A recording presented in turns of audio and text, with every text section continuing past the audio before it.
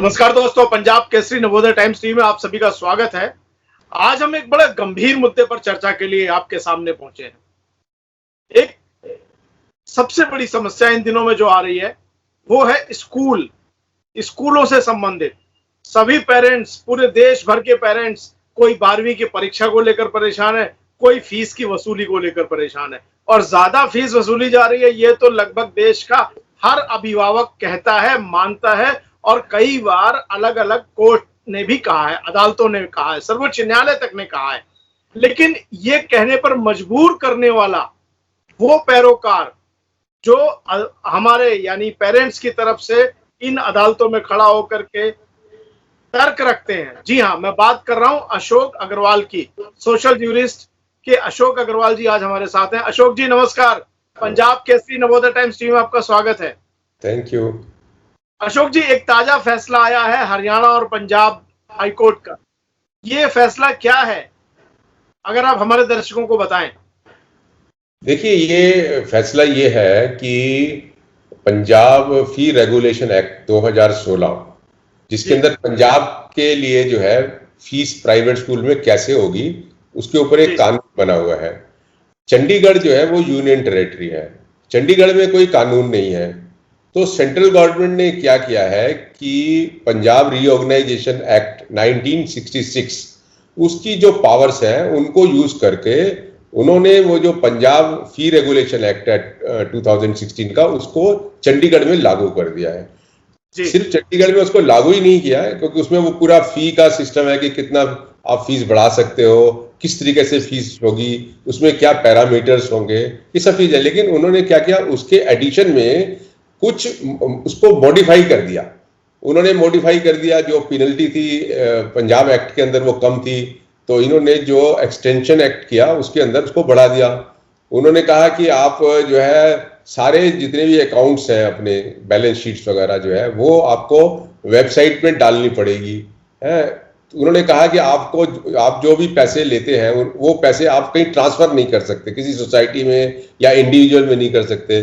फिर उन्होंने सीबीएसई का भी जिक्र किया है कि सीबीएसई के जो बायलाज हैं, क्योंकि मोस्टली ये स्कूल जो है वो उससे एफिलिएटेड है, तो उसमें भी लिखा हुआ है कि जो पेरेंट्स रिप्रेजेंटेटिव हैं जब भी फीस बढ़ाते हैं आप उनको जो है अपने साथ कंसल्टेशन करेंगे।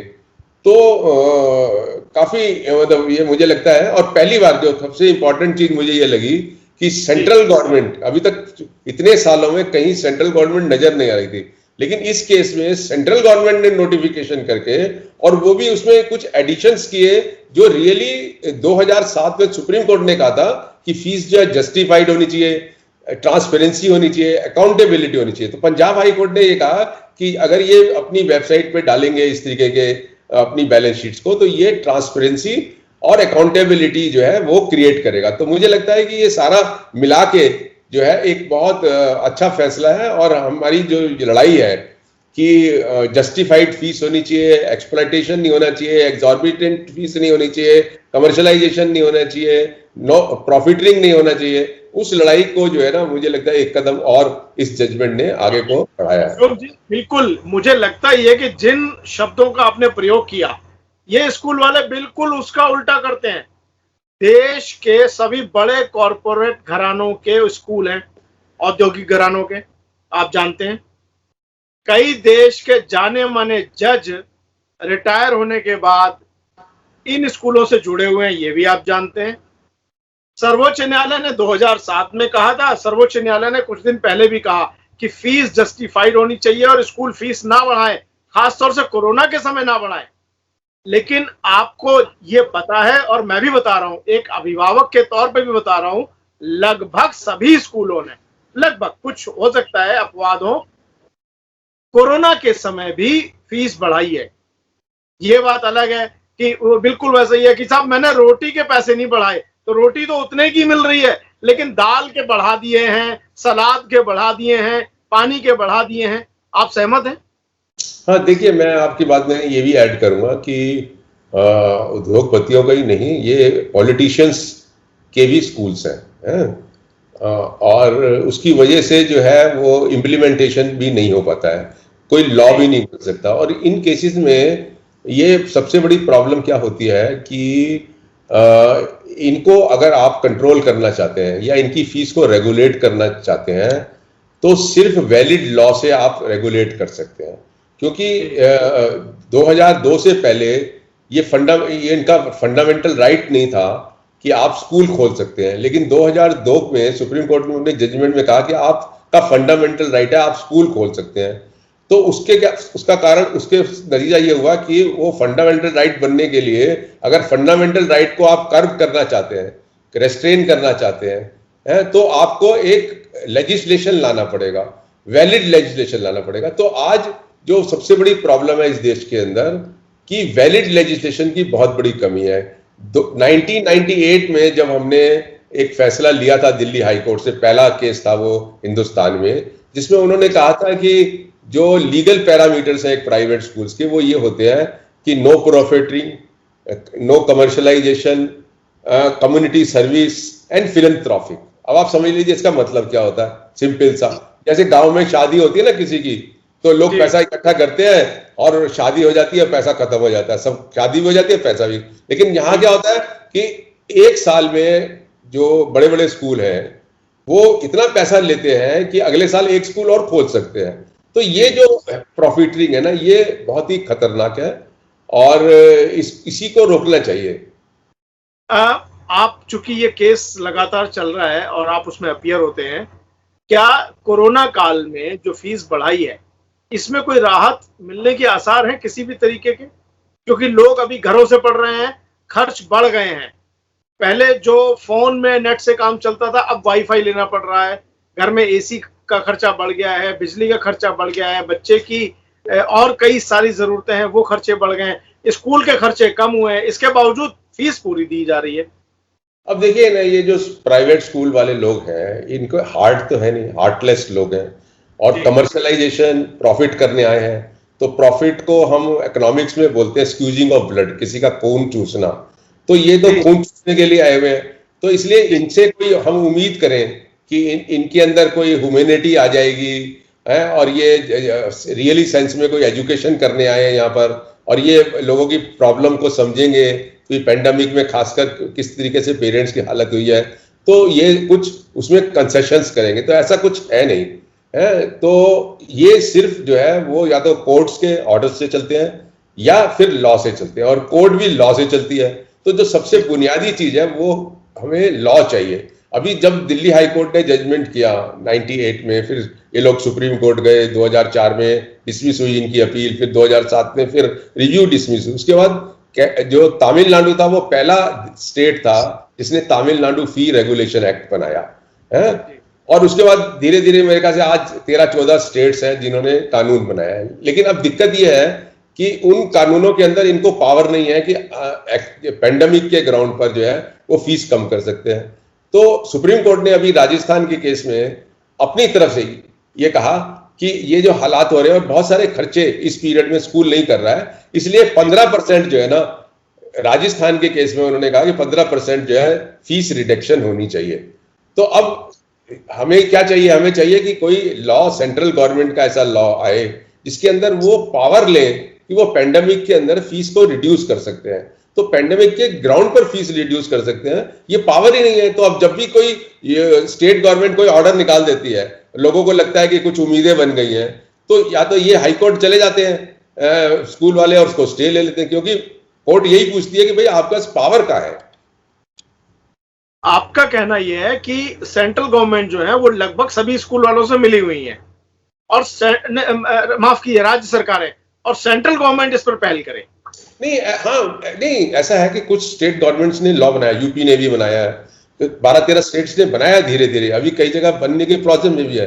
लेकिन दिक्कत यह है कि कई स्टेट ने ऐसा लॉ बनाया है कि पहले फीस बढ़ा लो उसके बाद सवाल होगा। कुछ स्टेट ने ऐसा बनाया है कि पहले फीस बढ़ाने से पहले आप कमेटी को प्रपोजल दो।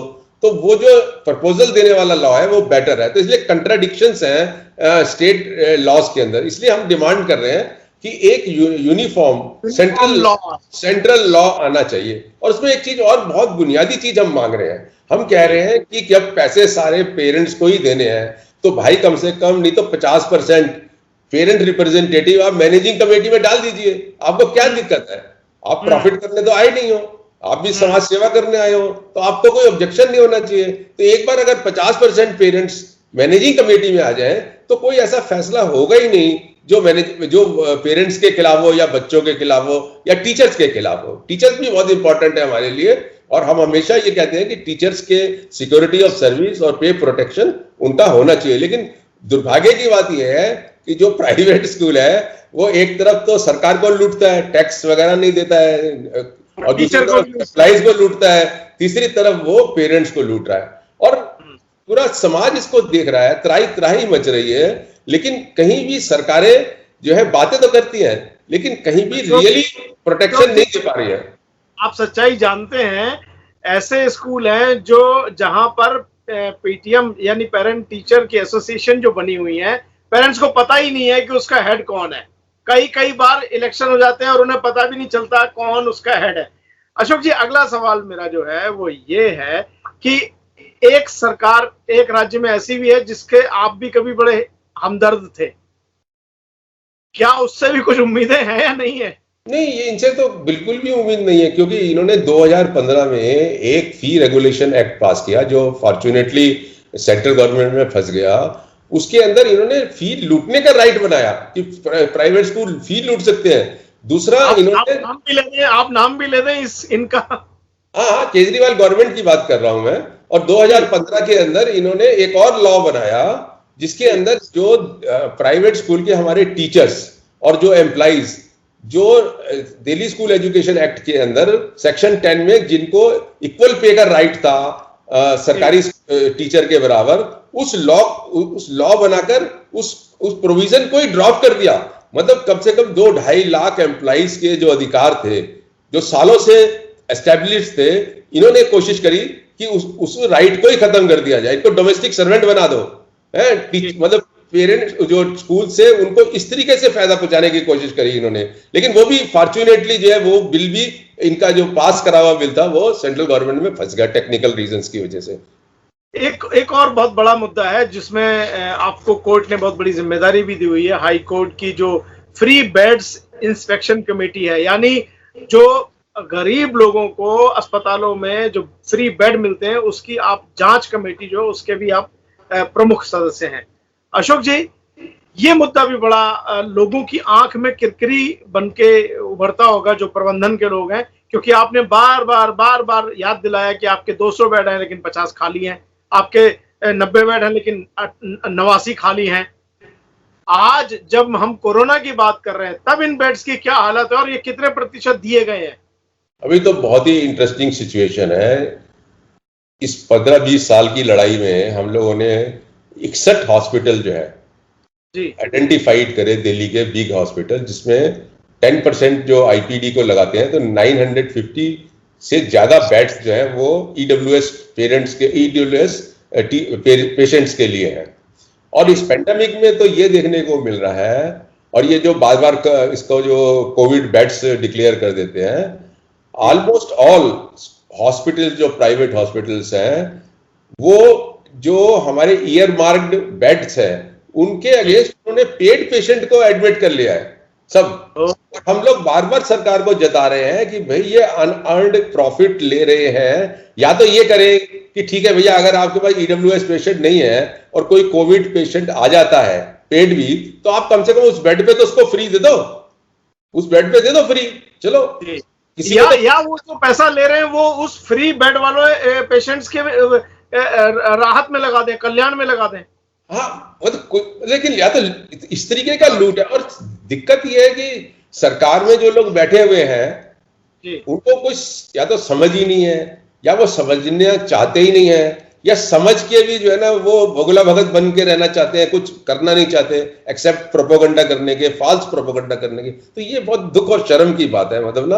और एक और बहुत मोटी बात मैं कहना चाहता हूं कि जो पेंडेमिक है, इस पेंडेमिक ने हमें ये समझा दिया अच्छी तरीके से कि प्राइवेट हॉस्पिटल या प्राइवेट स्कूल से काम नहीं चलेगा। आपको एक रोबस्ट पब्लिक एजुकेशन सिस्टम और रोबस्ट आपको पब्लिक हेल्थ सिस्टम रखना पड़ेगा, तभी ये चलेगा। अब देखिए ना, इतना क्राइसिस हुआ क्योंकि इन्होंने कभी महसूस ही नहीं किया, क्योंकि इनके जो नेता लोग हैं या ब्यूरोक्रेट्स हैं या और भी बहुत सारे गवर्नमेंट सर्वेंट्स या जजेस वगैरह हैं, ये सारे तो प्राइवेट हॉस्पिटल जा ही सकते हैं, इनको कोई प्रॉब्लम नहीं है, क्योंकि इनका तो वो सारा पैसा रिइंबर्समेंट हो जाता है। लेकिन जो 70-75% लोग हैं जो इन कैटेगरी में नहीं आते हैं, वो कहाँ जाए?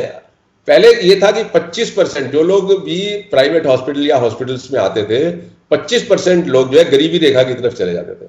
और आज पेंडेमिक में मेरा अपना एस्टिमेट ये है कि ये 65-70% पहुंच गया है कि जो भी लोग इसमें आ रहे हैं, इसकी लपेट में, उनकी हालत जो है ना बद से बदतर हो रही है। तो अब सवाल ये है कि अब तीसरी वेव की बात ये कर रहे हैं, तो मुझे नहीं पता तीसरी वेव आएगी कि नहीं आएगी या सिर्फ प्रोपोगंडा है। लेकिन सवाल ये है कि आपका सिस्टम कोविड से पहले भी ठीक नहीं था, कोविड के पीरियड में भी ठीक नहीं है, और आज भी कहीं नजर नहीं आ रहा कि आप कुछ करने वाले हैं। ये कि दिल्ली और दिल्ली सरकार का जो पूरा सिस्टम है वो एकदम कोलैप्स हो चुका है। देखिए, कोलैप्स तो होना ही था जब आपने ध्यान ही नहीं दिया, आप सिर्फ प्रोपोगंडा कर रहे हैं। ये तो इनकी तो मानसिकता की भी प्रॉब्लम है, मैं आपको बताऊं। आई एम सॉरी टू से, अभी देखिए ना, जीटीबी हॉस्पिटल में अक्टूबर 2018 में इन्होंने बाहर से जो 4-5 हजार पेशेंट्स आते थे ओपीडी में डेली, एक आदेश निकाल के उसको खत्म कर दिया कि बाहर से नहीं आएंगे, बोर्ड लगा दिए, और फिर हमको हाईकोर्ट में चैलेंज किया, हाईकोर्ट ने उसको क्वैश किया 14 दिन के अंदर। और मजेदार बात यह है कि उसको क्वैश करने के बाद भी जब अभी पेंडेमिक के दौरान में फिर इन्होंने एक डिसीजन ले लिया सेम कि बाहर के लोग नहीं आएंगे। तो वो तो फॉर्चुनेटली ये हुआ कि दिल्ली के लेफ्टिनेंट गवर्नर साहब ने अपनी पावर्स को इस्तेमाल करके इनके ऑर्डर को खत्म किया। तो इनकी मानसिकता तो अजीबोगरीब है। जब इनको ऑक्सीजन चाहिए होता है या दुनिया भर के और सामान चाहिए होते हैं तो बाहर की तरफ देखते हैं, और जब इलाज की बात होती है किसी और राज्य के व्यक्ति की तो कहते हैं कि हम तो दिल्ली का आईडी चाहिए, दिल्ली का प्रूफ चाहिए। आज भी मैं आपको बता रहा हूं कितनी कंप्लेंट्स मेरे पास आती हैं पेशेंट्स की, जो वो बोलते हैं कि जीबी पंत हॉस्पिटल ने हमारा ऑपरेशन नहीं किया, ये कहकर कि आप दिल्ली का प्रूफ ही नहीं है आपके पास, आप बिहार के हो। तो इस तरीके की जो मानसिकता है, एक तरीके से हिंदुस्तान में डिवाइड करने की जो मानसिकता है, तो बहुत खतरनाक मानसिकता है। मतलब राजनीति किस तरीके की है, मेरी तो समझ से बाहर है। शायद इसीलिए आपने अपने पुराने दोस्तों को छोड़ दिया, क्योंकि आप तो शुरुआत में उनके साथ चले थे, आम आदमी पार्टी के साथ चले थे। नहीं, मैं बड़ी उम्मीद से गया था, मुझे लग रहा था कि शायद एक बहुत बड़ा बदलाव हुआ, मुझे बुलाया गया स्पेशली, और मुझे लगा, लेकिन जब मैंने 1-1.5 साल में ये देखा कि ये तो झूठ के अलावा कुछ बोलते ही नहीं है, ये जो कॉन्स्टिट्यूशन में लिखा हुआ है उसको कुछ और ही पढ़ते हैं ये, तो ऐसे झूठे लोगों के साथ हम कैसे चलेंगे। तो फिर नेचुरली मैंने डिसीजन लिया कि बेटर ये है कि इनको छोड़ दो, और छोड़ दिया। और मुझे कोई दुख भी नहीं है, मुझे बहुत खुशी है कि मैंने इनको छोड़ दिया। आपको कोई दुख नहीं है, लेकिन दिल्ली या जो लोग कोरोना से प्रभावित हैं उनको बहुत दुख है, उन अभिभावकों को बहुत दुख है जिन्होंने अपने नजदीक के लोगों को खोया है, और उन अभिभावकों को दुख है जिनकी जेब ढीली हो रही है, उन लोगों को दुख है जिन्होंने लाखों रुपए अस्पतालों को दिए हैं। अशोक अग्रवाल जी, आपकी ये लड़ाई, आपको लगता है कि अब किसी क्षण भी, किसी भी वर्ष, किसी भी समय अंतिम मुकाम तक पहुंच पाएगी? देखिए, जो अन्याय होता है उसका कोई अंत तो होता ही है, और ये जो अभी इतने लोग मर गए हैं, कोई जिम्मेदारी लेने को तैयार नहीं है, ये मतलब मर्डर है। ये कोई वैसा नहीं है कि नेचुरल डेथ्स हैं, ये किलिंग का, ये जीनोसाइड जिसको कहा है, हाईकोर्ट, इलाहाबाद हाईकोर्ट ने भी जेनोसाइड कहा है इसको, मैं भी जेनोसाइड कह रहा हूं। एक FIR लॉन्च नहीं हुई किसी के खिलाफ, ये कैसा डेमोक्रेसी है? आप PIL डालिए। नहीं, PIL तो लोग डाल ही रहे हैं, कोर्ट में चल ही रहा है, वो तो एक तरीका है। लेकिन क्वेश्चन ये है कि जो यहाँ पर रूल कर रहे हैं, जिनकी जिम्मेदारी है यहाँ पर लोगों को न्याय दिलाने के लिए, जब उनकी गर्दन पे कोई तलवार आने की बात आती है तो वो उनकी तो चेहरे ही बदल जाते हैं। मैं दर्शकों को सरल शब्दों में बता दूं कि अशोक अग्रवाल कह रहे हैं जो लोग कोरोना में मारे गए हैं, सच्चाई है कि सरकारी लापरवाही है, और ये इन्होंने सरकारी प्रबंधन ने इनकी हत्या की है, आपके अपने लोगों की हत्या की। अशोक अग्रवाल जी, आप बहुत सटीक मुद्दों पर लड़ रहे हैं, और हम सभी, मुझे लगता है एक अभिभावक, एक नागरिक के तौर पर आपके साथ हैं। आप पंजाब केसरी नवोदय टाइम्स टीवी के साथ जुड़े, आपका बहुत बहुत धन्यवाद। थैंक यू, हमें भी अच्छा लगा।